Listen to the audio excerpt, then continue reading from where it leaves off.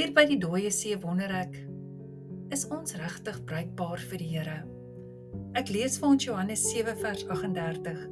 Wie in my glo, soos die skrif sê, strome van lewende water sal uit sy binneste vloei.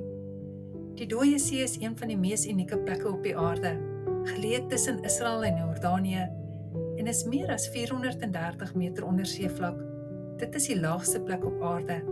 Die soutgehalte is 10 keer hoër as die van gewone seewater, en as gevolg daarvan is hier geen visse of plant of mikroorganisme wat daarin kan oorleef nie. Dit is letterlik dood. Wat dit interessant maak is, dat die dooie see ordentlike of 'n volop invloei het vanaf die Jordaanrivier, maar daar is geen uitvloei nie.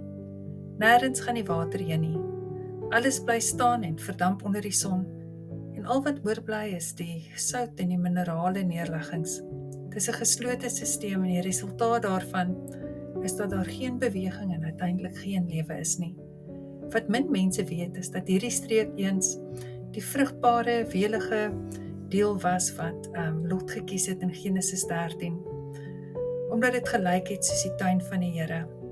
Maar na die vernietiging van Sodom en Gomorra het die vloei van lewe verander, en vandag is dit 'n beeld van dood en van stilstand.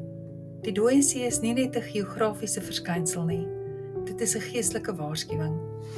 Baie mense se geloofslewens lyk soos die see. Ons ontvang baie preke, Bybelstudies, lerings, bemoediging, maar sonder dat daar enige uitvloei is. Alles word vir onsself gehou, niks word gedeel nie, niks word verder gevoer nie. En wat begin het as 'n vrugbare groei, word dan stadig 'n stil stagnante poel. Jesus sê, strome van water sal uit julle binneste vloei. Die werk van die Gees is nie om ons vol te maak, sodat ons dit kan bære nie, maar sodat ons dit weer kan uitdeel.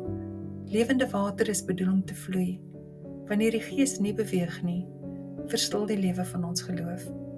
Kom ons vra die Here om vir ons te kan help dat ons oop kanale sal wees en nie damme nie. Dat ons alles nie vir onsself gaan hou nie, maar dat hy ons die krag sal gee deur sy Gees om dit met ander te deel. Amen.